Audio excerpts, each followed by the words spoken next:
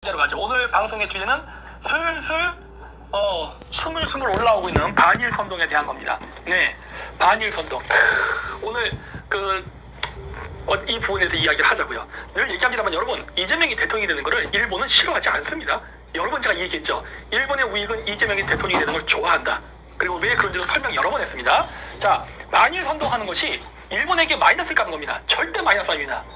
일본한테 반일 선동은 정말 하늘이 내려준 땡큐 베리 마치죠.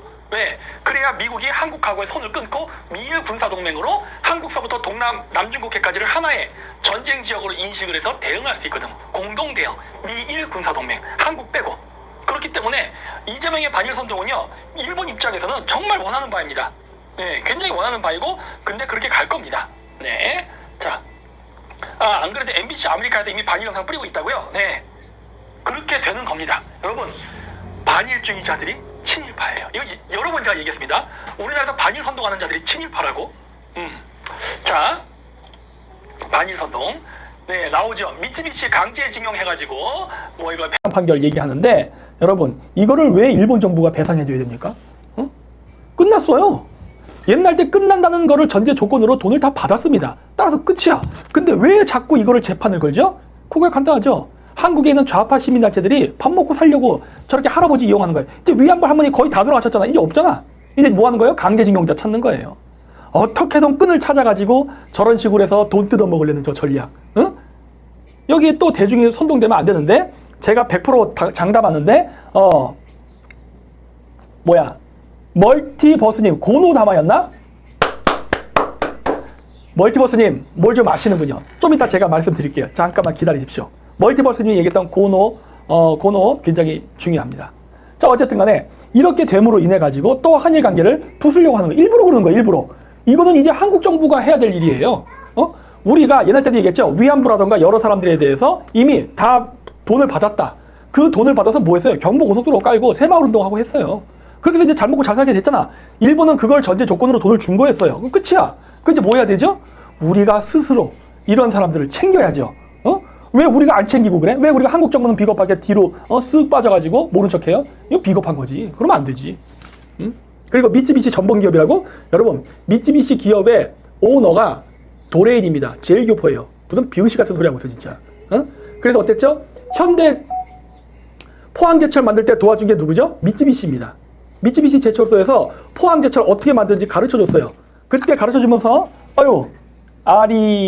어쨌든 뭐 감사합니다. 눈이 잘 안 보여요. 그러면서 그 사람이 얘기했던 게 뭐죠? 나의 조상이 백제 멸망했을 때 넘어온 그 자손이다. 그래서 자기가 부여에 가서 백제 성왕릉, 그 문영왕이죠. 거기 참배하게 해달라. 그래가지고 참배도 했습니다. 그랬고 현대자동차는 또 미쓰비시 자동차한테 자동차 기술을 또 인수받았죠.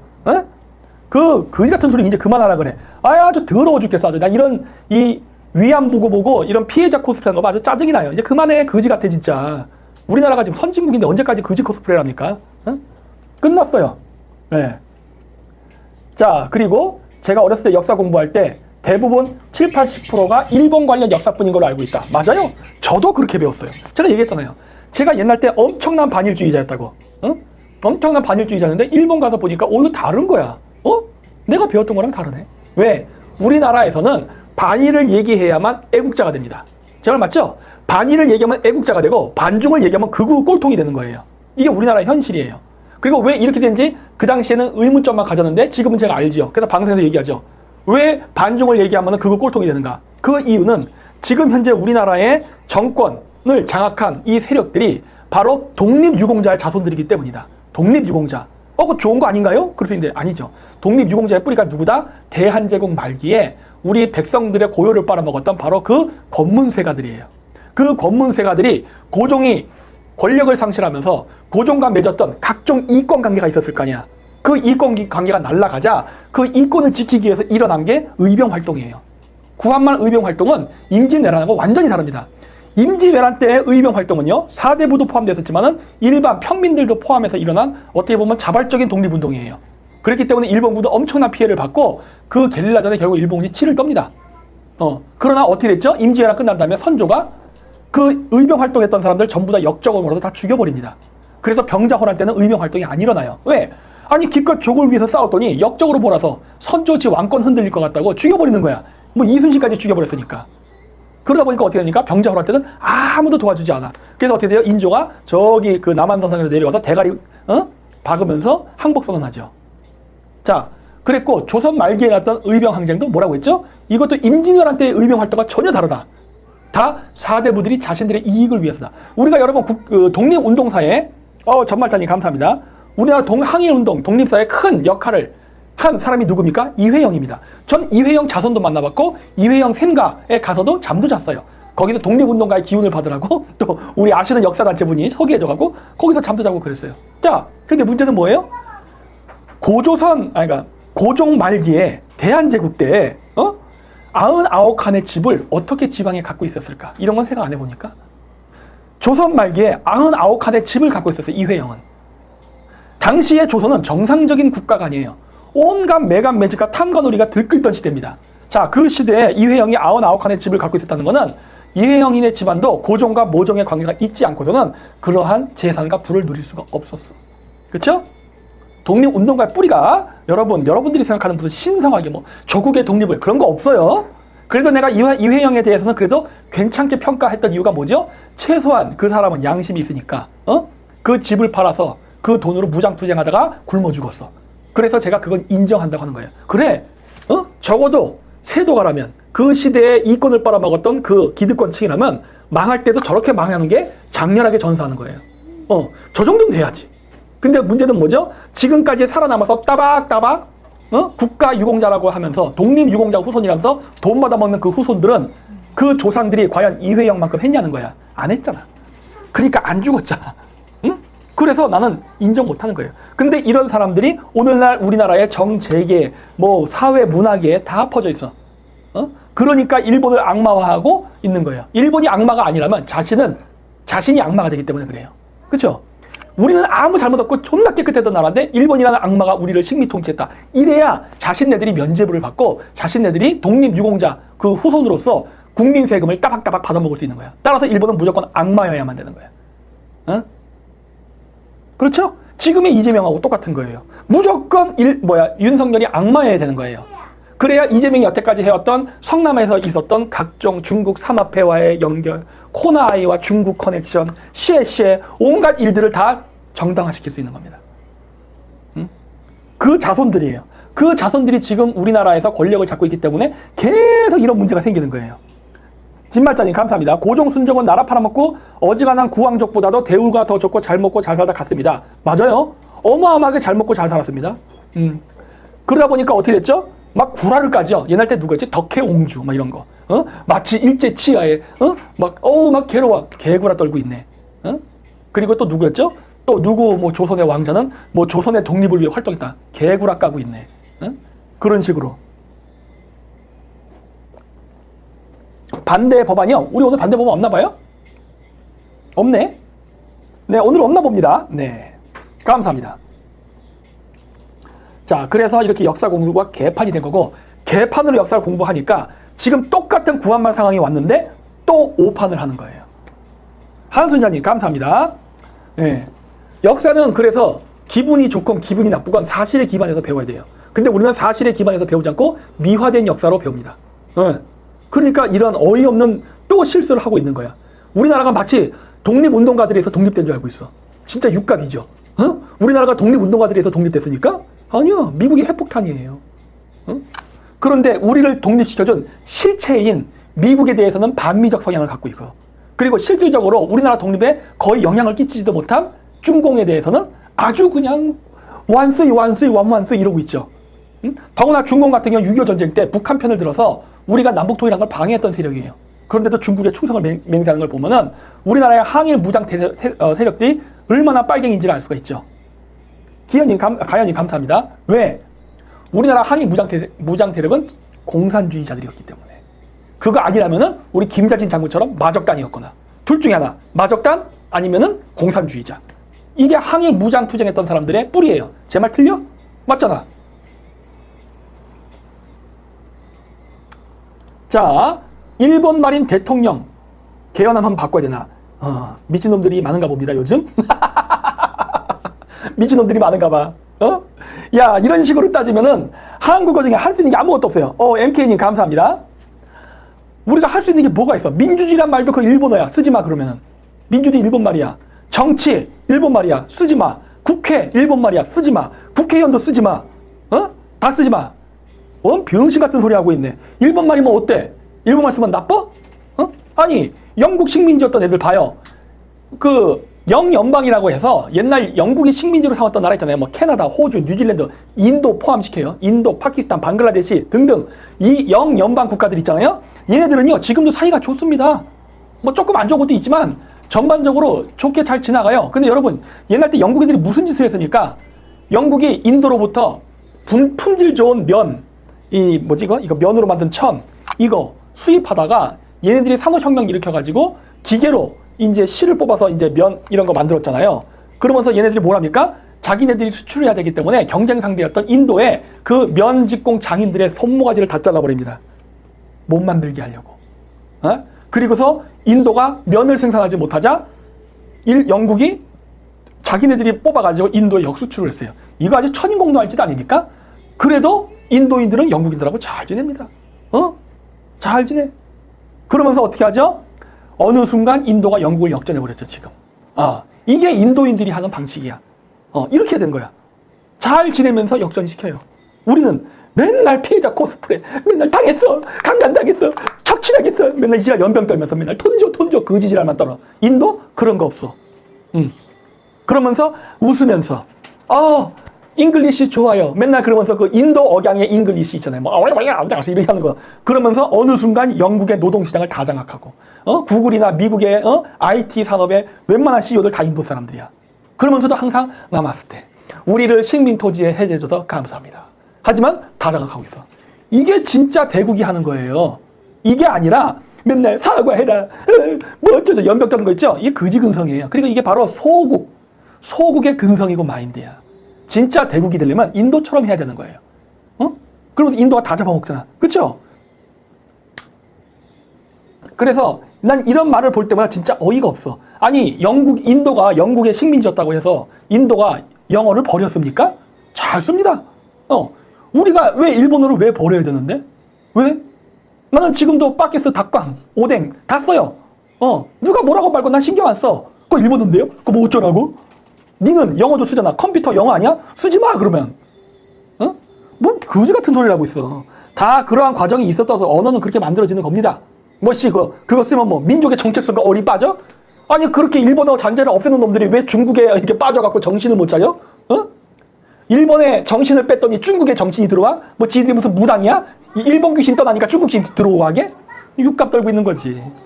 나는 그래서 그러한 그 사고방식 아주 싫어합니다. 뭐 어쩌라고? 아이고 진짜.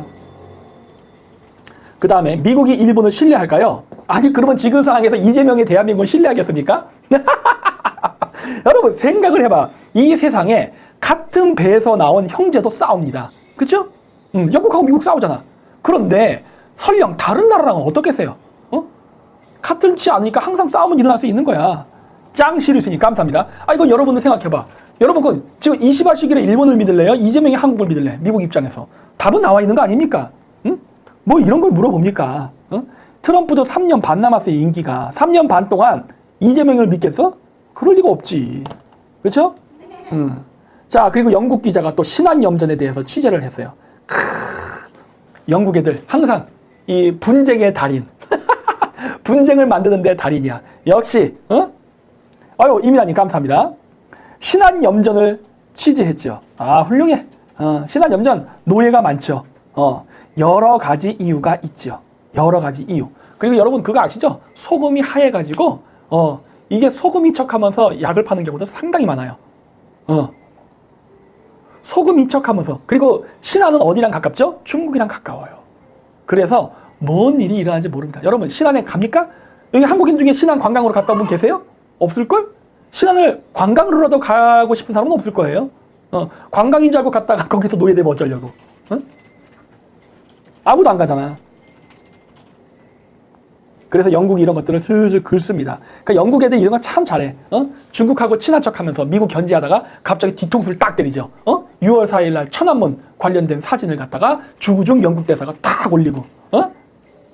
우리나라에 있는 좌파들 영국하고 같은 편인 줄 알았는데 갑자기 영국이 신한염전 노예 팍 고발하고. 영국이 이런 거 참 잘해요. 같은 편인 척하다 뒤통수 때리기. 역시 영국. 그리고 미일 식민주의가 핥힌 그 섬 여전히 아프다. 오키나와 얘기한 거죠? 안 아파. 뭐 아프긴 뭘 아파. 아니 이거가 아파. 신장 위구르나 티벳이 더 아파. 여러분 티벳은요 중공군 쳐들어왔을 때 독립운동한다고 저항했다가 티베트 인구의 30%가 학살당했습니다. 신장 위구르 자치주는요 위구르인데 뿌리를 뽑겠다고 위구르의 젊은 여자들 중국 광동성으로 보낸 다음에 한족 남자들이 죄다 지니들이 강간하고 해가지고 다 결혼해버려서 혼혈을 낳고 있어요. 오키나와가 뭐가 아픈데? 과거 전쟁? 전쟁 나면 다 죽는 거야. 뭐 몰랐어? 전쟁 나는데 신사처럼 싸우는 전쟁이 어디 있어 세상에. 전쟁 나면 온갖 비인도적인 일들이 일어나는 겁니다. 옳고 그렇고의 문제가 아니야. 전쟁 나면 그렇게 비참해요. 뭐 그것 때문에? 그러니까 맨날 이런 말도 안 되는 거지 같은 소리 한다고. 미일 식민주의가 핥힌 그 섬? 그 중국이 지금 저지르고 있는 일들은. 근데 그때 누구였죠? 그 민주당의 그 도용환인가? 도지환인가는 옛날 시인이었다는 사람. 그 사람 티베트 갔어요. 그 과거 일이래. 병신같이 그런 말 이상한 소리만 하죠. 도종환 감사합니다. 그러면서 맨날 역사를 잃은 민족에게 미래가 없대. 그러면서 맨날 우리 강제징용 노동자 보상해줘야 된다. 연병 떨고 있고. 왜 티베트도 과거일인데? 그 노동자도 과거일 아니야. 끝난 일인데 모토로 들춰내 그러면. 차라리 일본 정부는 돈 다 줬어. 티베트는 지금도 현재 진행형이에요. 중국 가서는 찍소리도 못하고 그냥 중국 공산당 만세 그러고. 아유 진짜. 민주당 애들 하는 짓거리 보면은 아주 구역질이 납니다. 난 이런 이 4대주의를 보면 나는 아주 알레르기 반응이 일어나. 나는 국힘당 애들이 미국 가서 4대주의 하는 것도 정말 싫어하거든. 나는 일단 4대주의 자체를 싫어해요. 왜 이렇게 우리나라에 거지근성 가진 사람들이 많지? 왜 이렇게 여야가 다 거지 같아? 왜 제대로 된 정치를 안 하고 왜 이렇게 굴욕적이야? 그러면서 맨날 일본 망한다. 7월달에 일본 가려야 된다. 아무래도 7월달에 일본 가야 될 것 같아. 나 일본 가서 놀아야겠어. 안 가라앉는다라는 걸 보여주려고. 별 육값을 다 떨어요. 일본은 1년에 지진이 700번 일어납니다. 일본 지진하는 거 늘상 있는 일이에요. 가끔 어마어마한 지진이 일어나죠. 가끔. 그리고 여러분들이 비는데 그래 일본이 언젠가 지진 나서 망하는 날이 오겠죠. 근데 그게 7월은 아닙니다. 아주 그냥 그리고 또 지진 나면 우리나라에서 항상 평하는 게 있죠. 맨날 과거 문제를 청산하지 않았기 때문에 천벌을 받는 것이다. 어디 무슨 샤머니즘 얘기하고 있어. 지진이 일어나는 게 뭐 우리나라를 침략했기 때문에 하늘이 노에서 내는 겁니까? 그걸 진지하게 믿는 바보들이 되게 많더라고요, 우리나라에. 그것도 나이가 7, 80대 노인들도 그걸 믿어. 진지하게. 와, 난 그걸 볼 때다 이해가 안 돼. 지진이 일어나는 건요, 지진판이 부딪혀서 일어나는 거야. 일본이 뭐 다른 나라를 침략했기 때문에 하늘이 노에서 그러는 게 아니라. 아니, 그렇게 따지면은 미국인들은 아메리칸 인디아들을 다 학살했는데 왜 지진이 안 일어나고 왜 안 뒤져? 영국은 그 수많은 식민지들 얼마나 학살을 하고 나쁜 짓을 다 했는데 왜 여전히 멀쩡하고 스페인은 왜 멀쩡해? 중국은 왜 멀쩡하냐고. 왜 일본만 천벌을 받아야 돼? 그 논리대로 한다면. 말도 안 되는 논리잖아요. 오늘 박사님 랩을 너무 잘하신다고요? 내가 이 반일 파는 놈들만 보면요. 할 말이 무지장 많거든. 왜? 내가 반일주의자였기 때문에 알아서 그래. 내가 한국의 세뇌 교육을 받았던 세대였기 때문에 그게 얼마나 거짓말이고 허구지를 너무나 잘 알기 때문에 그래요. 그래서 이런 얘기가 나오면 아주 그냥 부다다다다다 쏩니다. 육값 떨지 마라 이 바보들아 그러고. 일본 안 가라앉는다. 일본이 가라앉으면 한국이 멀쩡할 거라 생각해? 그런 또 바보들도 있더라고. 일본이 가라앉으면서 한반도 쪽 땅이 올라가면서 한국의 영토가 커진다. 이런 병신 같은 소리 다 하고 있네. 한반도의 바다. 이 바보 같은 놈들 또 어떻게 이걸 해야 되지? 자, 일본 열도가 가라앉으면서 한국의 동해안이 뜬다는 소리거든요. 여러분, 동해안은요 깊습니다. 깊어요. 서해안이랑 달라. 1000m짜리도 있어, 수심이. 그래서 생각해보세요, 여러분. 1000m짜리 수심이 육지가 되려면 지금 부산이 얼마큼 위로 올라가야 되는가? 거기 만년설대에 있는 동네 되지 않을까? 티벳처럼? 생각은 해보고 얘기하는 거야, 지금? 일본 열도가 가라앉아서 한반도 땅이 오르면은, 서울이 해발 3000m가 된다. 이 바보 같은 것들아. 대한민국이 멀쩡할 거라 생각해? 그러면 거기서 그러겠지. 그 만년설비에서 일제 조선 침략에 대한 도덕적 타락으로 인해서 일본은 벌받은 것이다. 덜덜덜덜덜 추워갖고. 아이고, 이 육값 떠는 걸 보면 진짜 미쳐버려요, 진짜.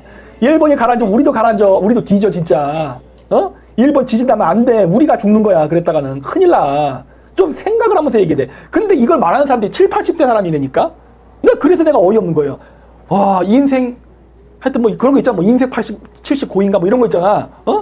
아니, 그 정도 나이가 들었으면 이제 현명해져야 되는 거 아니에요? 어떻게 그 세월 동안 그 나이를 먹고서 하는 생각이라는 게 이렇게 유치해? 진짜 말을 못하겠어. 그런 사람들을 보면은 내가 가끔 역사단체 사람들하고 만나서 옛날 때 고대사 할 때도 그런 사람들 그런 얘기하는 걸 들으면요. 밥 먹다가 숟가락을 떨어뜨려요. 와, 얘들 왜 이래? 고대사 얘기할 때 막 어떤 문헌에 의하면 막 이러고 어떤 문헌에 의하면 이러고 막 분석을 해서요. 이야, 정말 연구 많이 하셨네요. 정상적으로 잘 가다가 일본 얘기가 나오면 갑자기 그때부터 부두교로 빠지기 시작해. 결국 야, 이 사람 왜 이러냐? 이런 적이 한두 번이 아니었거든. 응? 근데 지금도 그래요. 지금도. 응. 맨날 후쿠시마 터져갖고 일본인들 전멸한다고 어쩌고 안 전멸해요. 내가 그랬거든. 옛날 때도 전멸한대. 우와. 그래서 일본 애들 다 암으로 뒤진대. 그래서 여태까지 암으로 뒤진 사람이 없는데요. 그때 10년 뒤에 죽는 데서 야, 이 사람아, 일본이 지금 저출산 보려고 하러 할아버지들이 존나게 많다. 10년 뒤에는 후쿠시마가 아니라 그냥 있어도 다 암으로 뒤진 사람 존나 늘어난다. 그게 후쿠시마 때문이야? 아니면 늙어서 생기는 병이야? 뭐 이런 말도 안 되는 이런 논리가 어디 있냐, 당신네들. 후쿠시마 화재 터져서 당장 피해가 있으면 당장 1차 피폭으로 죽어버려야 돼요. 뒤진 놈이 없잖냐, 임마. 말 같지도 않고 거짓말 하지 말아라. 그래도 맨날 어휴, 진짜. 그렇습니다. 그래서 여러분, 일본 문제는요, 객관적으로 볼 줄 알아야 됩니다. 그 이상한 이런 것들은 정말 안 돼요. 그리고 지금 한국 역사 관점으로 이야기한 것 같은데, 한국 역사 관점을 빼고 그때 일본, 미국은 어떻게 생각했는지 말해야 역사 왜곡하지 않고 진실성 있고 신빙성 있게 볼 수 있다. 그렇죠. 일본의 시각, 조선은 청의 식민지였고 탈취 대상이다. 당연하죠. 그렇게 봤죠. 조선은 독립국이 아닌 청나라의 속국이라고 봤다. 조선을 일본의 영향권으로 뺏어야 한다는 게 메이지 유신 이후 국가 전략이었음. 일본은 스스로를 문명국, 조선은 미개국으로 규정했고 조선을 근대화시켜야 할 대상이라고 자부함. 그러나 실제 의도는 조선민지를 식민지 삼아 대륙 진출의 발판으로 삼는 것이었음. 그렇지! 이렇게 얘기하란 말이야. 객관적으로.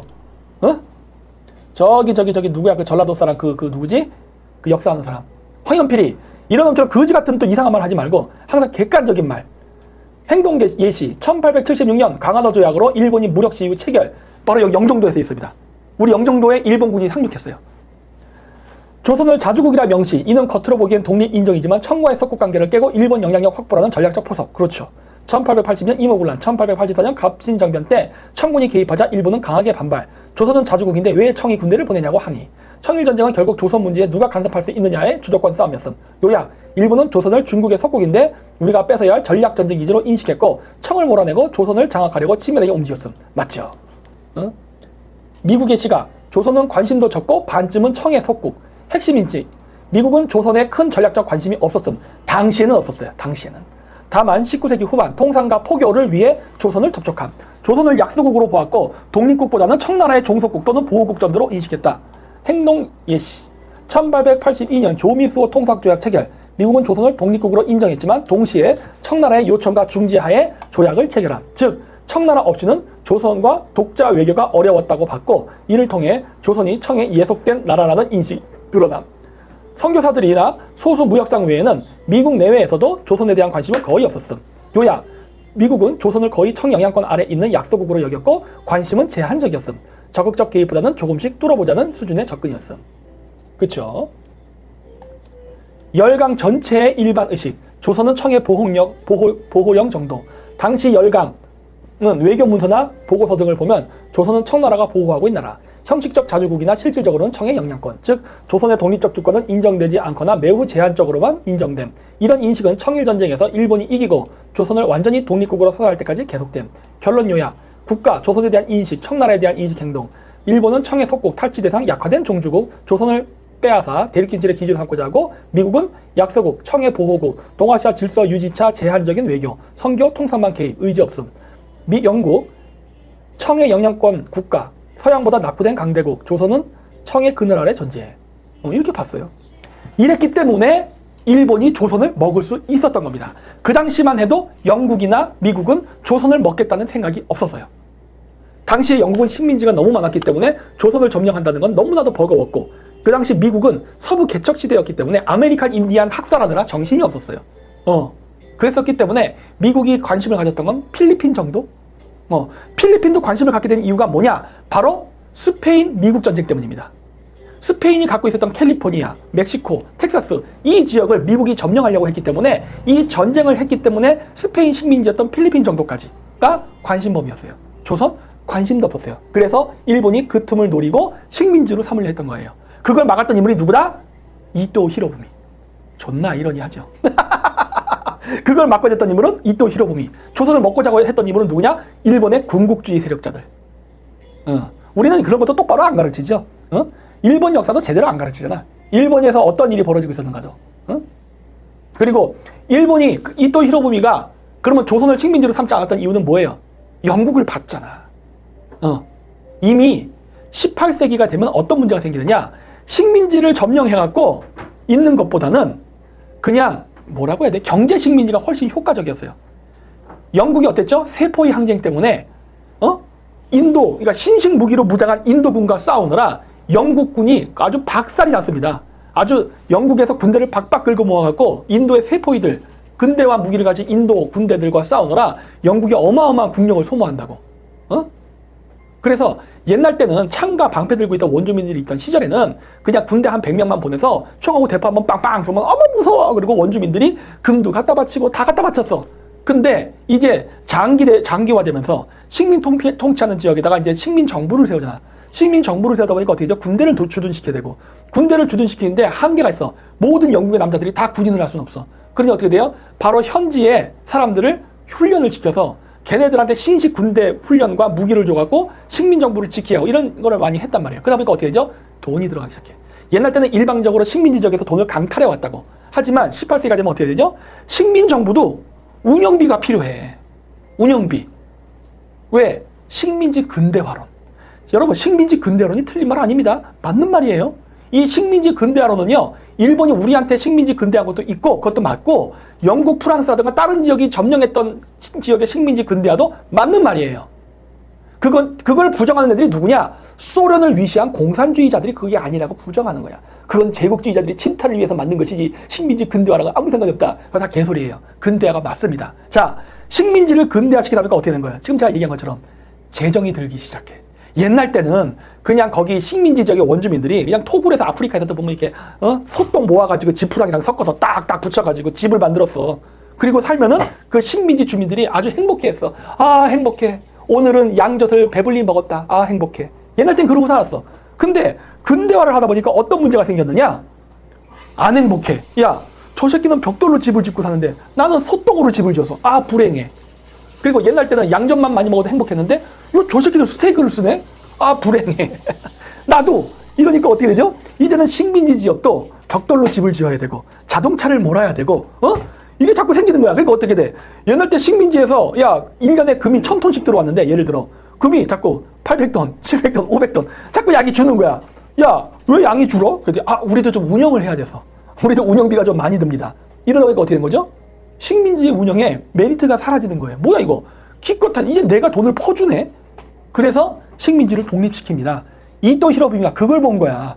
이토 히로부미가 본 식민지는요, 식민지의 말기 시대를 본 거라고. 그러다 보니까 뭐예요? 뭐야 이거 식민지를 삼아봐야 이거 돈이 안 되는구만. 저 거지 같은 나한테 퍼주느라 정신이었구만. 그래서 이토 히로부미가 조선을 쳐다보니까 이게 깝깝한 거야. 와, 저 동네는 전기도 없고 고속도로도 없고 오, 국민의 교육 수준은 미개할 정도로 낮고 야, 이거 어떻게 해? 야, 조선을 점령해야 돼? 그건 자살행위야. 하면 안 돼. 그러니까 이토 히로부미는 반대했던 거예요. 딴 이유 없어. 내가 이토 히로부미가 조선의 독립을 반대했다니까 또 좌파애들이 내가 얘기하는 걸 왜곡해서 이상하게 얘기하려고 그래. 이토 히로부미가 조선을 위해서 그런 거 아니야? 일본을 위해서 그랬지? 내 말이 그 말이야. 내 말이 그 말. 이토 히로부미가 조선을 점령 안 한 거는 이익이 안 되기 때문에 그런 거예요. 근데 일본의 군국주의자들은 점령을 원했어요. 왜? 군국주의자, 그 애들 군인 출신이야. 군인 출신들은 뭐예요? 야, 지금이 아니면 언제 점령하겠어? 약할 때 빨리 점령하자. 영토 확장주의였다면 원래 군인들은 그래요. 원래. 그랬기 때문에 이토 히로부미는 반대했고 그러다가 결국 어떻게 되죠? 이토 히로부미가 총 맞아 죽죠. 안중근한테. 그러자 일본의 군국주의자들이 어떻게 합니까? 안중근 선생님은 위대한 선생님이십니다. 감옥에 들어갔더니 붓글씨 하나 써주시죠. 동양 평화로 안중근이 써주죠. 그 일본 군국주의자들이 탁탁탁 액자에서 이게 우리 안중근 선생님이 이토 히로부미를 죽인 안중근 선생님이 써주신 글입니다. 동양 평화론. 동양의 평화가 오기 위해서 뭐가 필요하지? 대동아 공영이 필요하지. 뭐 알고 얘기를 해? 뭐 알고 얘기를 하라고? 개뿔도 모르면서 일본 애들이 왜 안중근을 모시겠어요? 존경해서? 아, 존경하죠. 그 눈에 가시가 같았던 이토 히로부미를 죽여줬잖아. 그것도 조선인으로서 얼마나 땡큐베리 마치야. 일본인이 죽였으면요 조선을 점령하기가 힘들어. 왜? 이건 일본 국내 정치 문제가 되니까. 근데 고맙게도 조선인이 죽였단 말이야. 얼마나 명분이 좋아. 이젠 조선을 무력 점령해도 되는 기회가 왔어. 그래서 안중근이 이토 히로부를 죽였다고 하자 순종이 한탄을 했다 하잖아요. 저 미친놈 때문에 우리 조선의 운명은 끝났다. 그랬더니 또 순종이 그 얘기했다가 순종 나쁜 새끼 하고도 우리나라 욕하더라고. 그 순종의 말이 맞아. 안중근이 이토 히로부를 죽임으로 해서 조선의 운명이 끝나요. 제 말 틀려요? 맞지? 그래서 일본에서 안중근 의사를 신사까지 만들어줘서 모시는 거 아니에요. 왜? 대일본 제국이 펼쳐나갈 수 있는 길을 열어준 인물이 안중근이야. 내 말 틀려?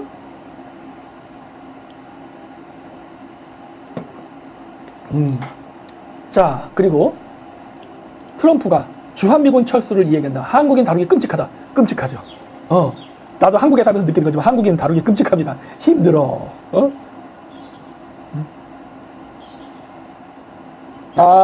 마츠다상하고 오오가와상도 그렇게 갈라치기 하려고 하더라고요. 마츠다는 배신자인 것처럼 몰고 오오가와상은 한국 국적이라고 하면서 몰아가기. 사업을 하다 보면 다 사정이 있겠죠. 마츠다상은 일본인이죠. 오오가와상은 제일 교포고. 그거 요즘 오사카 사람들이 이제 안 하대. 한 달 전부터 끝났더라고요. 난 재밌게 봤는데. 왜 그랬어요? 그거 한일 광분하고 애들이 개거품 물고 해서 그래. 하여튼 거지 같은 성격들이죠. 소리 잘 나옵니다. 유튜브 다 나와요. 마츠다상이 제일 교포라고요?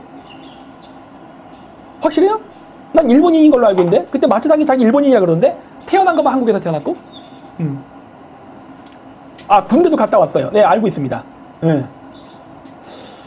자, 혼혈이에요? 그렇군요. 자, 어쨌든 그래서 트럼프가 한국인 다루기 끔찍하다. 이 이야기는 옛날 때 존 F 케네디도 했었습니다. 존 F 케네디도 한국인 다루기 힘들어. 그땐 박정희 대통령일 때였죠. 당연히 힘들지. 박정희 대통령이 말 안 들으니까. 이번에 트럼프가 다루기 힘들다고 했던 사람은 다 누구죠? 문재인 대통령 때죠. 힘들지. 왜? 막 미국이 원하는 대로 안 해주니까. 자, 그랬는데 그때 당시에 폼페이오 국방부 장관이 뭐라 했겠죠? 야, 그 두 번째 임기 때 합시다. 했는데 지금 두 번째 임기야. 좋댔다.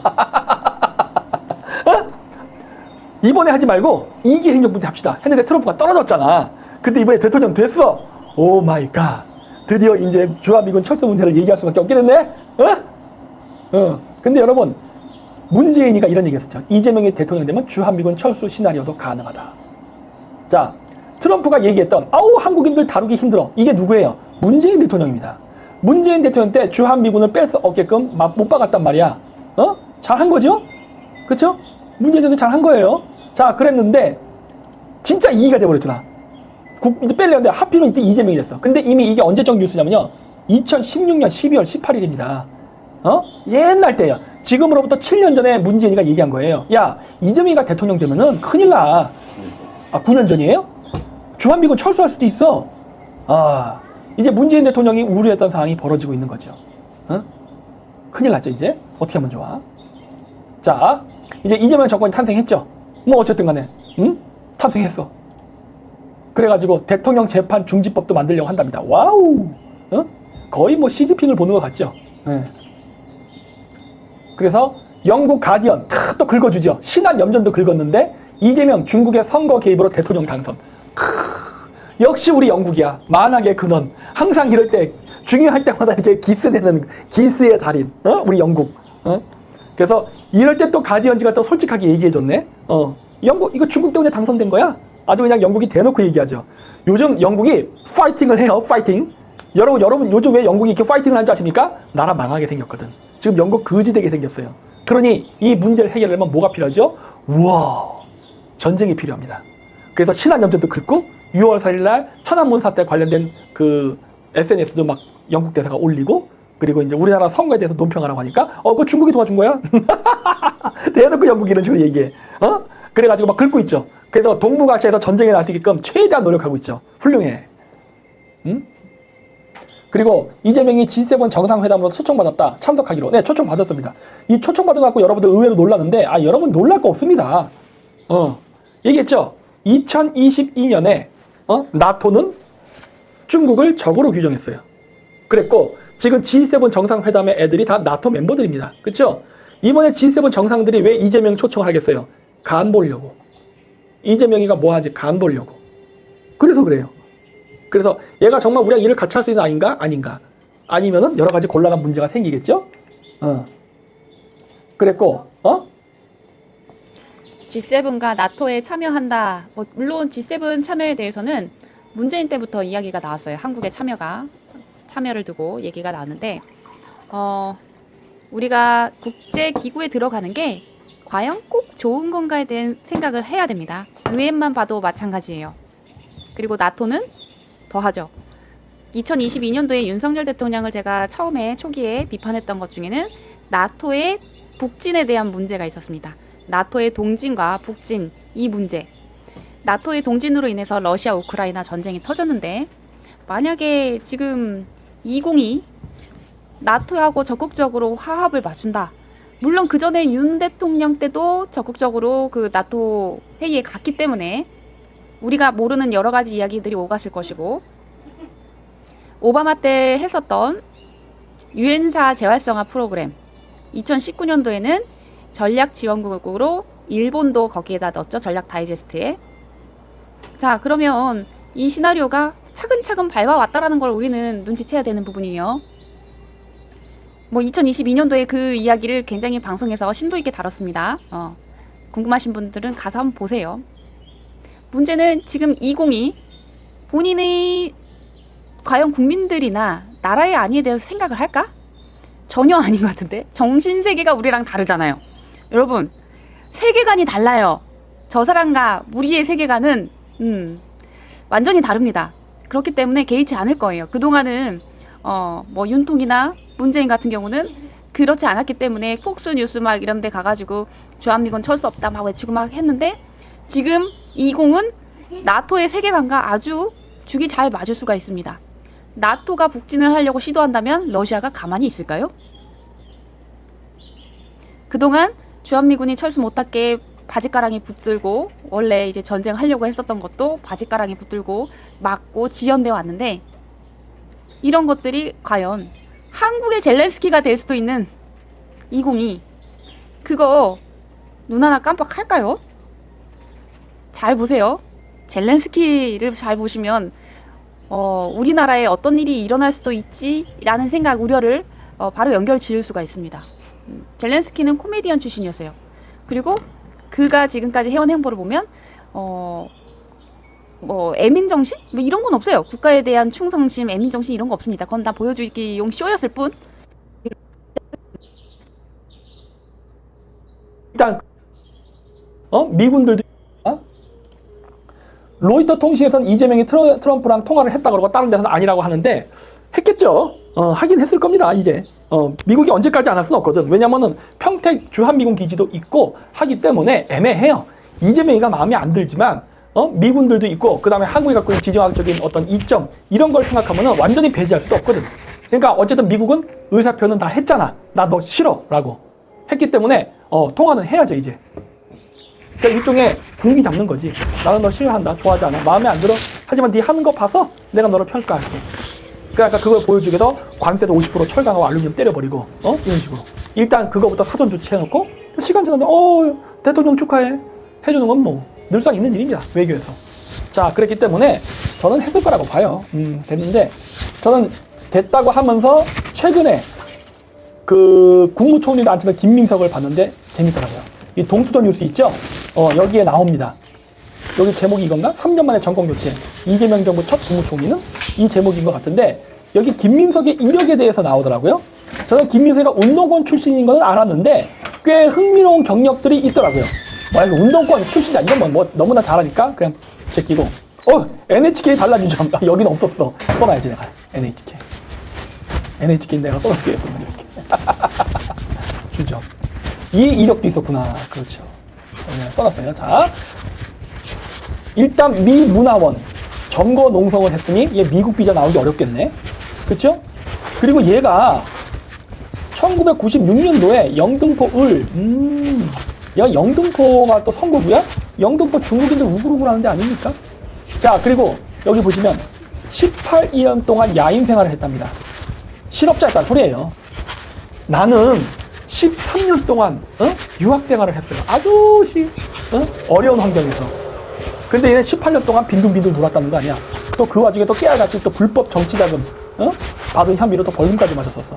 자, 그랬는데 제가 관심을 갖는 건 뭐냐. 여기 조금 가려졌는데 중국 유학, 중국법 석사를 받았고 미국 로스쿨 해갖고 뉴저지주에서 변호사 했다는. 이 뉴저지가 아주 배랑 맞을 적인가 봐. 뭐 이렇게 좌파 애들 보면 뉴저지가 이렇게 많아? 뭐만 나왔다면 뉴저지야. 자, 근데 여기서 제가 이제 관심을 갖는 건 뭐냐. 야가 하버드 대학교를 나왔습니다. 김민석이가. 자, 보자고요. 쟤는 운동권 출신으로 미 문화원 불지르고 했다가 감옥까지 가고 대학교 공부 개판으로 한 놈이에요. 그쵸? 그랬고 그리고서 인생 꼬여서 어떻게 됐죠? 18년 동안 낭인 생활을 했습니다. 실업자로 살았어. 자, 제가 궁금한 건 그런 제가 어떻게 갑자기 중국에 유학을 가고 그 다음에 미국에 유학 가서 하버드 대학교로 갈 수 있죠? 응? 그게 어떻게 가능해? 돈 어디서 돈? 내가 항상 보는 거는 돈이에요. 돈. 저도 얘기했잖아요. 저도 카자흐스탄에서 키메 대학교 다닐 때 제 지도 교수가 네덜란드 사람인데 얘할 때 하버드 대학교 부총장이었던 사람이에요. 근데 그 사람이 저를 굉장히 좋게 봤어요. 그래서 제가 어려울 때 저를 경제적으로도 많이 도와줬어요. 경제적으로. 그 짠 네덜란드 사람, 더치. 그 짠 네덜란드 사람이 그 사람 덕택에 나는 그 당시에 그 라마다 르네상스 큰 르네상스? 어쨌든 간에 큰 호텔 막 이런데 그런 미국 애들 갖고 있는 그 체인점 있잖아요. 그런 데서 밥도 먹어보고 어쨌든 그 사람 조교하면서 한 달에 300불씩 받았어요. 한 달에 300불이면 30만 원. 30만 원이면 한 달 생활비가 가능합니다. 저는 그렇게 살았으니까. 그래서 그런 식으로 받아먹고 살았거든. 그랬는데 그때도 제 지도교수가 얘기했던 게 뭐냐. 야, 너 한 카자흐스탄이 썩게 너무 아깝다. 너 내가 하버드 대학교 입학시켜줄게 그랬어. 일종의 특례 입학이야. 자기가 부총장이었기 때문에 내가 이거 레터 하나 써주면 된다. 너 하버드 대학교 갈래? 그러게. 나야 땡큐 괜히 맞지지. 이거 보내주시면요 제가 가죠. 근데 조건이 있었죠. 뭐다? 1억이 필요해. 왜? 입학금. 일단 입학금을 내야 되잖아. 입학금을 내야 되는데 1억이 어디 있어 나한테. 1,000만 원도 없는데. 그래서 일단 입학금을 내서 입학을 하면은 그 다음에는 내가 손을 써갖고 너한테 장학금 받게 해줄게. 그러면 그 다음부터는 너 학비 안 내도 돼. 장학금으로 다닐 수 있어. 근데 말이 고맙지. 난 입학금도 낼 돈이 없다니까. 입학금 2억? 아니요. 학비 1억. 입학하고 1학기 첫 학기 학비를 내야 될 거 아니야. 이 돈이 이것저것 다 따지고 1억이에요. 또 거기 가서 생활비 다 계산해야 되잖아. 근데 그 돈이 없잖아 나한테는. 그래서 내가 고민을 좀 했어요. 그때 당시에. 집에다가도 한번 물어는 봤어. 그런데 집에서 야 언제까지 공부하려고 그러냐. 빨리 졸업하고 와서 장가 나가라. 그래서 못했죠. 할 수가 없어요. 돈이 없어서 못한 거예요. 자, 근데 저 민석이가 할 때는요 1990년대입니다. 지금보다 우리나라가 더 못 살 때예요. 근데 어떻게 하버드 유학을 가냐. 이걸 어디서 났어? 민석이가 나보다 한 10살 정도 많지 않을까? 비슷할 거예요. 그러니까 나보다 10살 정도 많지. 내가 73년생이니까. 그러니까 거의 비슷한 또래란 말이야. 그래서 내가 비슷한 경험을 했기 때문에 18년 낭인 생활했다 했죠? 난 13년 동안 몽골 카자흐스탄 돌면서 그것도 일종의 낭인이지 뭐. 유학 생활을 했어. 그랬었기 때문에 내가 이러한 낭인 생활을 잘한단 말이야. 왜? 나도 엄청나게 인생 중간에 꼬이는 바람에 이렇게 그냥 이 나라 저 나라 떠돌아다니고 말이 아름다워서 유학 생활이지 실질적으로 유배 아니야 유배? 그것도 어디 개발도상국에서 나도 엄청나게 고통스럽고 괴로운 시절이 있었다고. 그래서 이걸 너무 잘하는데 하버드 대학을 간다? 나는 하버드 대학교 보내준다도 못 갔어요. 돈이 없어서. 그러면 김민석이는 어떻게 갔을까? 되게 궁금한 거야. 어떻게 하버드 대학을 갈 수 있지? 돈이 없으면 못 갈 텐데. 자, 어쨌든 갔어. 중요한 건 어쨌든 갔다는 게 중요한 거예요. 그리고 중국 유학, 저는 중국 유학을 가진 않았지만 중국에서 어학연수를 했습니다. 그랬고 그 당시 중국 유학생들을 제가 잘 알죠. 그 당시에 갔던 우리나라의 그러니까 제가 중국에 있었을 때가 2002년이었을 거예요 아마. 제가 그때 월드컵을 거기서 봤으니까 우리나라 그 붉은 악마. 그때쯤에 제가 거기 중국에 있었거든요. 그 시기 비슷한 시기에 김민석이가 있었을 거예요. 자, 그렇다면 그 시기에 중국 유학을 갔던 한국 유학생들이 몇 명이 어땠느냐? 똑똑한 사람들이 가지 않았습니다. 홍석현은 예외야. 홍석현 같은 경우는 정말 예외적인 케이스고 그 당시에 중국에 입학한 사람들은요 집에 돈 많고 빽 있는데 대가리 나쁜 놈들이 유학을 많이 갔어요. 왜? 미국 유학 갈 성적은 안 돼. 그리고 그 당시에는요 북경대학교는 내가 가기가 쉬웠습니다. 한국인의 관점에서. 왜? 여러분, 우리나라에서 중국인들 대학교 입학하기 쉽다고 얘기하죠? 마찬가지예요. 한국인들도 청와대학교나 저기 인민대학, 북경대학교 입학하기가 쉽습니다. 지금은 아니야. 그 당시에는 그랬어요. 그래서 웬만한 바보들도 입학 다 했습니다. 그래서 옛날 때 제가 갔을 때 알던 사람이던데 그 사람은 북경대학교 졸업하고서 LG 연구원으로 들어갔어요. 그래서 야, 아니 형님이 LG 연구원에서 중국 시장을 분석할 깝이 돼? 내가 막 그러고 있어. 왜? 실력이 안 되는 걸 내가 알고 있었거든. 중국에서 한 게 뭐야? 맨날 술 먹고 여자 꼬시고, 그거밖에 안 했어. 그 당시에 중국의 물가가 환상적이었거든. 진짜 그 당시에 중국은 파라다이스 그 자체였어. 왜? 너무나 물가가 싸. 너무나 물가가 싸고 시골에서 올라온 중국 여자들이 어떻게 한국 남자 잡아서 팔자 한번 고칠까 그럴 때였어. 그러니까 그냥 가서 니하오, 워시 한국은 그러면 막 여자들이 막 달려들 때야. 얼마나 좋아. 어디서 그런 대접을 받고 살아. 그래서 애들이 공부는 안 하고 맨날 연애나 하고 그러던 시절이에요. 내가 너무 잘 알거든. 내가 그 시기에 살았기 때문에. 근데 그 시기에 중국에도 있었잖아. 그래서 한국 유학생들이 어땠는지 난 너무나 잘한단 말이야. 지금 중국 유학까지는 치열하겠죠. 하지만 그 당시는 안 그랬어요. 솔직히 그 당시에 누가 중국에 유학 갑니까? 여러분, 제가 중국에서 어학연수 배울 때, 어학연수 할 때, 1089라는 그 중국어 책이 있어요. 108, 108구라 그러지? 108개의 중국어 표현을 외우면 모든 중국어를 할 수 있다서 1089라고 했어요. 그 책이에요. 근데 옛날 때 중국어 어학원 다닐 때 교재사라고 이제 하면은 교재에 가잖아요? 그럼 그 당시 오도구, 대학교가 있는 데가 오도구예요. 그 앞에 서점 가잖아요? 그러면 어떤 줄 알아요? 그 당시에? 흙벽돌, 흙을 부은 거 있죠? 그냥 흙을 부은 거야. 유약도 안 발랐어. 그래서 이렇게 팍 치면 부서져. 세게 치면. 그런 흙을 구운 벽돌로 세멘트도 없이 막 해서 만든 집이야. 그래서 그게 서점이에요. 거기에 들어가면은 거기에 책들이 쫙 전시돼 있어. 그리고 너무 많아서 막 바깥에까지 막 책이 있어요. 박사님 그 분위기 2018년까지 유지됐습니다. 그래요? 나는 2002년도였어. 그래서 막 밖에까지 책을 이렇게 나무 해갖고 이렇게 단세대 해놓은 게 아니라 바닥에 비닐을 깔고 그냥 거기다 책을 얹어놨어. 그럼 거기서 보고서 이렇게 책을 사는 거야. 나는 그렇게 중국어로 공부했어요. 그랬어서 그 당시 그랬기 때문에 외국인들이 중국에서 유학한다는 거는 그 당시만 해도 그렇게 메리트가 없던 시절이에요. 그래서 한국인 애들이 그렇게 쉽게 그런 북경대를 막 들어갔습니다. 그래서 그 당시에 들어갔던 한국 애들 실력 없어요. 지진하면 무너짐. 돼지입니다. 돼지요. 제 중국어 선생이 살던 집이 그랬어요. 난 돼지우리인 줄 알았어, 처음에. 야, 그때 말 잘못했는데 큰일 날 뻔했어. 왜냐면 그 중국 선생이 식사 대접한다고 해서 갔죠. 가는데 그런 집들이 쭉 보이길래 야, 여기 돼지우리인가라고 말을 하려다가 어떻게 말을 해야 되는지 표현을 못해서 말을 못했어. 아마 중국말을 그 당시에 그 정도로 했으면 얘기를 했을 거야. 여기 다 돼지우리네 하고. 근데 그 정도로 말할 중국어 능력이 안 돼서 그냥 한국말로만 와, 집 그지 같다 뭐 이럴 때서. 근데 알고 보니까 그 중에 하나가 제 중국어 선생님 집이었던 거예요. 돼지우리에서 나네. 그냥 블록을 쌓아서 그냥 만들 거예요. 세멘트도 안 묻혔어. 그래갖고 이렇게 벽돌을 쌓은 다음에 나무 있죠? 판자, 합판. 그거를 집으면 막 그게 집이야 그냥. 오, 깜짝 놀랐어. 네. 그냥 그런 데서 살아요. 그런 데서. 내가 그런 데서 살았어요. 중국에 있을 때. 나는 그 당시에 한국 유학생들처럼 막 어디 뭐 빌라나 아파트 막 들어가서 살고 그러지 않았어. 막 뜨거운 물 철철 나오는 동네. 난 그런 데서 살지 않고 나는 중국인들 거주지에서 살았었어. 그래서 나는 중국의 빈민층들의 삶을 너무 잘 알아요. 왜? 맨날 무슨 요일은 뜨거운 물이 안 나오고 무슨 요일은 전기가 안 들어오고 그거 체크해갖고 그거 맞춰갖고 물 모아놓고 그걸로 막 닦고 막 목욕하고 겨울에도 막 나는 그러고 살았단 말이야. 그래갖고 무슨 음식을 먹었지만 이상한 음식을 먹어서 한 번은 피똥이 나오더라고. 그래서 한국에 가서 검사했더니 문제는 없대. 근데 아마 뭐가 문제 있는 음식을 먹었었을 거야. 아마 그때도 제가 쥐고기 먹고 고양이 고기 먹고 그랬을 거예요. 나는 그걸 양꼬치라고 먹었지만은 다른 고기를 먹었을 가능성이 높아. 나는 그래서 중국인들 빈민층 그런 지역에서 살았기 때문에 그 빈민이 아니지. 그 당시 그게 중국인들의 삶이었어요. 그 화려한 네온 사인이 있는 오도구 북경대학교, 그 다음에 거기 무슨 막 그 당시에 새로 지었던 빌라촌들이 있어요. 어원대학교 옆에. 그런데 한국인들 살았거든?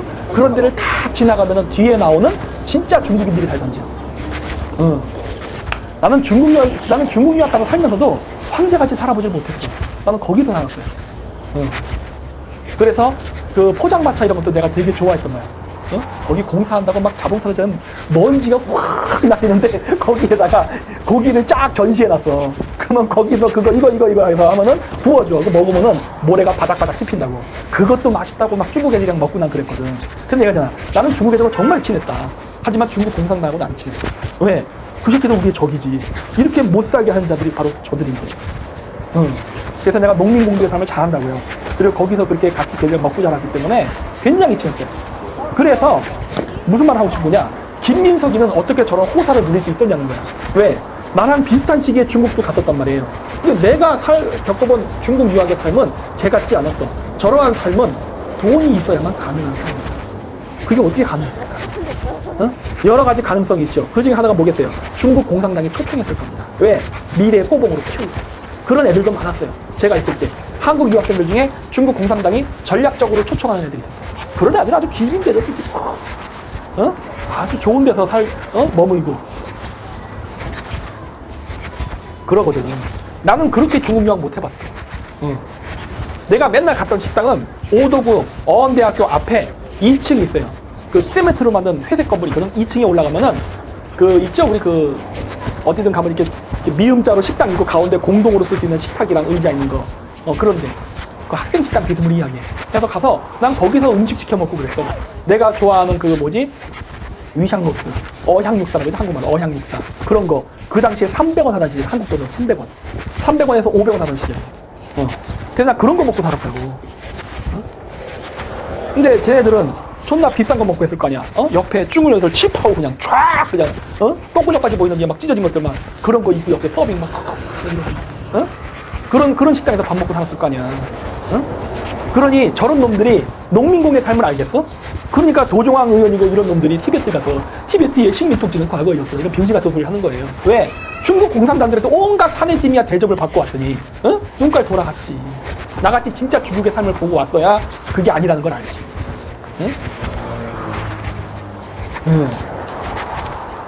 하여튼 그렇습니다. 그랬고 어쨌든 중국 유학하고 하버드 유학을 갔었고 그 다음에 민주연구원장도 했었어요. 그리고 진짜 흥미로운 건 뭐냐? 얘가 2024년 8월 21일 날 윤석열 대통령이 계엄령을 내릴 거라는 거를 알고 거기에 대한 대비를 시작합니다. 저는 윤석열 대통령이 계엄령을 꽤 오래전에 준비했을 거라고 보고 있어요. 근데 김민석이는 그거 알았습니다. 어떻게 알았을까? 그거는 윤석열 정부 내에 간첩이 있기 때문이겠죠. 그들로부터 정보를 입수했겠죠. 윤석열 대통령도 계엄령을 꽤 오래전에 준비한 것 같은데 실패했죠. 제대로 작동을 못했어요. 그랬고 왜 계엄령을 했을까? 이번 선거에서 봐서도 알겠지만은 온갖 부정선거, 중국 애들의 활약. 아니 가디언지에도 나왔잖아요. 그렇죠? 이번 가디언지에 뭐라 했어요? 영국의 가디언지에 이재명 대통령의 당선은 중국의 지원으로 되었다. 다 알아. 세상이 다 알아. 세상이 다 알아. 윤석열 대통령이 이거 때려잡겠다고 중국 간첩 때려잡으려고 했는데 중국 간첩법 못 만들게 민주당이 방해하고 선관위 조사해서 부정선거 잡으려는데 못 잡았죠. 그래서 계엄 실패했더니 역시나 계엄 때 때려잡으려 했던 거를 2개를 다 실패했잖아. 중국 간첩 못 잡고 부정선거 못 막고 그랬더니 역시나 계엄 실패 후 대통령 탄핵되고 나서 이번에 선거했더니 중국 애들이 벌써 이상한 사전투표 때 농간질을 벌이고 그렇죠? 간첩들 왔다 갔다 그렇죠? 근데 이거를 김민석이가 알았다는 거야.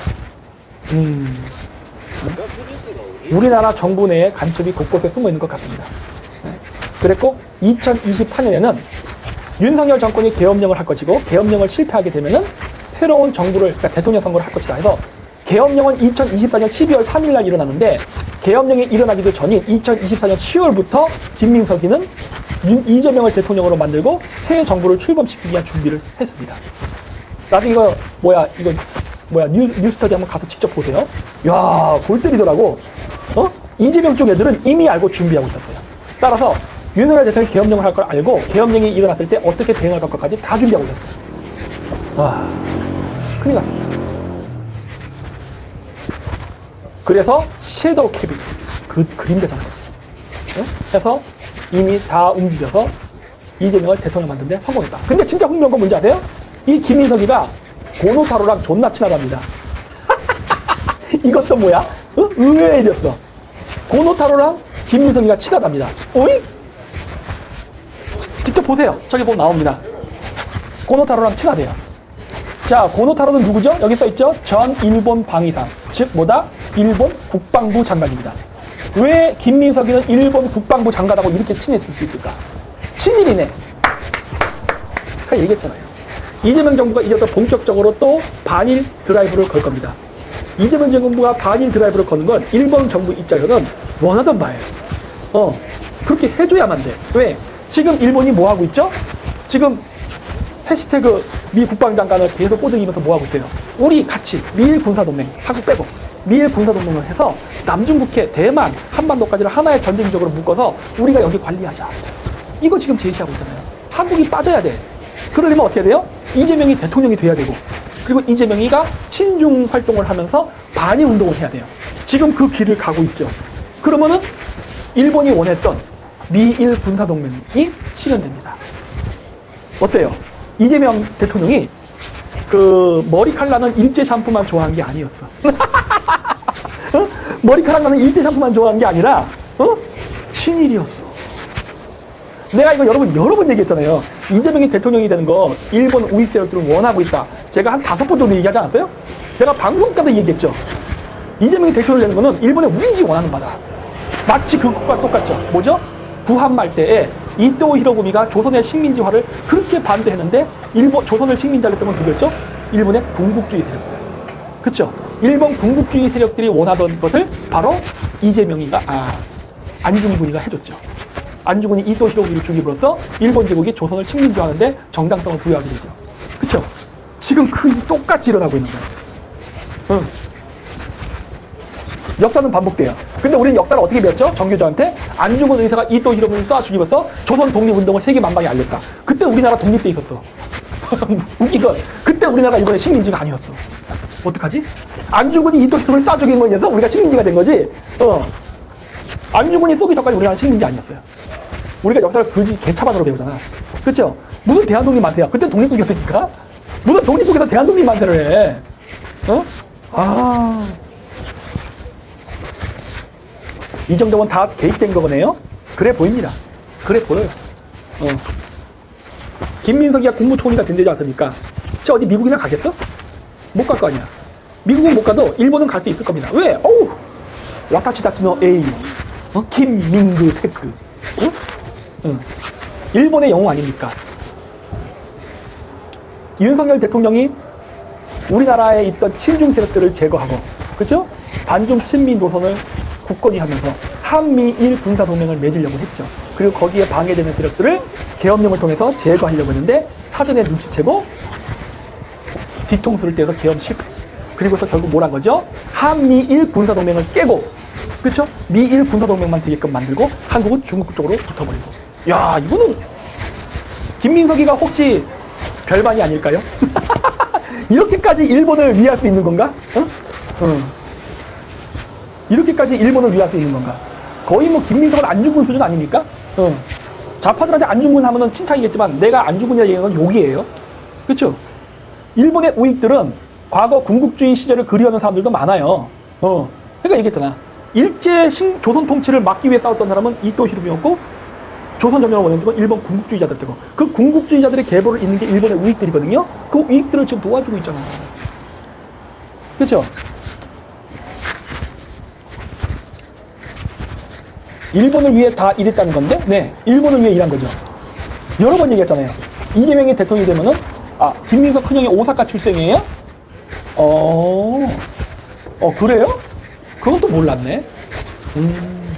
뭔가 저들 간에 그 커넥션이 있을 것 같습니다. 뭔가 저들 간에. 그냥 김민석이가 그냥 단순히 대학운동, 학생운동 하면서 미 문화원 뭐 점령 뭐 이런 것만으로 끝난 인물이 아닌 거야. 얘도 뭔가 뒷조사를 하면은 여러 가지 그 백그라운드가 있을 가능성이 있습니다. 그러면 민석이는 한국에서 태어나고 형은 일본 오사카에서 태어난 거예요. 역시 토착 외우는 따로 있어. 이 사람 고향이 어디예요? 김민석? 네, 찾아보세요. 전라남도인가? 서울이라는 것은 의심해야 돼요. 이거 김대중이 다 호적을 망쳐놨거든? 아빠, 너그 아빠 뭐 하노? 아버지 뭐 하시노? 아버지는 어디예요, 혹시? 아버지 알아요? 여러분 아십니까? 김민석이 아버지 뭐 하시노? 어디서 태어났는지 아십니까? 아니 본관 그런 거 말고 신길동? 아 김민석이? 아니 서울 이거는 신뢰할 수 없다니까. 김대중이 호족제도를 개판으로 만들어버리는 바람에 내가 서울 사람이요. 내가 오리지널 서울 사람. 제가 알기로는 우리 5대족까지가 다 서울 사람이에요. 그것도 4대문 안. 하지만 이러한 외부에서 온 우리 그 외노자들 때문에 토착 서울 세력이었던 저가 지금 영종도로 쫓겨나 있지 않습니까? 아, 여기 누가 가람이님이 경상남도 출신의 아버지와 충청남도 출신의 어머니라고 써놨네요. 그래? 경상남도와 충청남도면은 전방후원군들이 경상남도라고 예외되나? 경상남도서부터 전라남도 해안가 다 전방후원군 세력 아니야? 그렇었군. 아, 이 토착 세력들이네. 그렇죠. 전방후원군 세력들이네. 그렇네. 역시 불휘 깊은 나무는 바람에 아니멜세 고트고 여름 하나니. 용비 어천가가 갑자기 생각나네요. 그렇죠. 토착이죠. 그래서 일본을 위해서 일하는구나. 박사님 투채널은 안 보시나요? 투채널이 뭐예요? 아 그래요? 아 안 봐요. 모릅니다. 예, 그런 게 있는지도 몰라요. 어쨌든 그렇습니다. 예. 그래서 아주 골 때리는 것들이에요 진짜. 자, 어쨌든 간에 이렇게 해서 어리버리 지금 1시간 반이 돼가고 있는데 우리 테리님 또 추가로 할 얘기 있습니까? 네. 우리 오늘 법안이 없는 게 아니라 법안이 반대 법안과 찬성 법안이 있습니다. 보시고 먹는 카페에도 있고 여기에도 계속 메시지 나가게 해놨거든요. 직수대리 유튜브에도 참여 많이 해주시면 좋겠습니다. 그리고 일단 텔레그램이 원래 안전지대였는데 텔레그램도 이제 검열이 가능할 수 있다라는 이야기가 스물스물 나와서 시그널도 개설을 했습니다. 그래서 프릴타이 분들은 시그널에 초대해달라고 요청을 하시면 링크 보내드리고요. 그리고 목룸에이스는 공개되어 있으니까는 시그널 그 링크 타고 들어오시고요. 제가 방송 끝나면 링크를 목룸 카페에다가 올려두도록 하겠습니다. 물론 이제 여기 전반적으로 커뮤니티에 다 올릴 수 있도록 조치를 하나씩 해 나갈게요. 그리고 대화는 불가능하지만 방송 공지만 공지만 확인할 수 있는 채널도 시그널 오픈을 해놨으니까 참가하실 분들은 이쪽에 참가하셔서 목루가 혹시라도 텔레그램에서 뭔가에 이제 문제가 생긴다 하면은 시그널에서도 가능하다라는 점을 안내 드리겠습니다. 네, 지금 카카오 같은 경우에는 이미 이제 검열을 많이 되고 있다라는 여러 정황들이 있기 때문에 이야기들이 이제 올라오고 있고, 그리고 16일부터는 더 강화된다라고 하고 해서 이미 많은 분들이 카카오에서 빠져서 텔레그램으로 넘어온 상황입니다. 근데 텔레그램도 그걸 검열할 수 있는 프로그램인가를 개발했다. 중국에서 이런 얘기가 나오고 있어요. 그리고 지난번에 한번 그 영국에서 시위할 때 일론 머스크 너 체포한다 막 영국에서 그랬잖아요. 그때 텔레그램이 아마 협조를 결국에는 한 걸로 알고 있어요. 제 기억에는. 그래서 완전히 여기도 자유롭진 않다.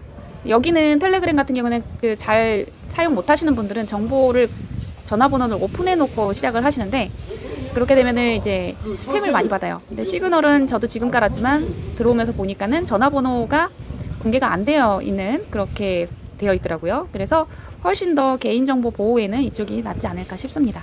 그래서 텔레그램도 유지하시면서 시그널도 같이 들어와 계시면 만일의 사태에 대비할 수 있지 않을까라는 생각이에요. 그리고 요즘 보니까 우리 유튜브에서 광고를 많이 시청을 안 하시는 것 같아요. 분석에서 들어가 보니까는 많이 줄어들었더라고요. 그래서 저희가 지금은 솔직히 위기라고 보고 있습니다. 정치적으로도 위기이지만 저희가 활동을 하는 부분도 이게 수익이 아시겠지만 그렇게 넉넉하지 않게 흘러가고 있다 흐름이. 그래서 광고도 좀 열심히 봐주시면 좋겠어요. 특히 네이버는 전멸입니다. 네이버 TV도 좀 봐주세요. 네, 자 그럼 여기까지 하고요. 또 내일 방송 있으니까 내일 8시 방송에서 뵙겠습니다. 네. 자, 그래서 어쨌습니까? 경기가 안 좋으니 여러분들에게 후원금을 달라는 거는 면이 안 드니 가장 좋은 거는 그냥 우리 방송 보실 때 광고를 봐주시는 거. 그거 티클보와 태산이에요. 그래서 우리가 버는 수입의 거의 제가 봤을 때 70%가 거의 유튜브 광고입니다. 그래서 그 유튜브 광고가 있어야 저희가 또 운영이 되니까 여러분들 그 후원보다도 그것도 되면 좋은데 그것보다 광고라도 많이 봐주시면 저희가 큰 도움이 되니까 그렇게 꼭 해주셨으면 합니다.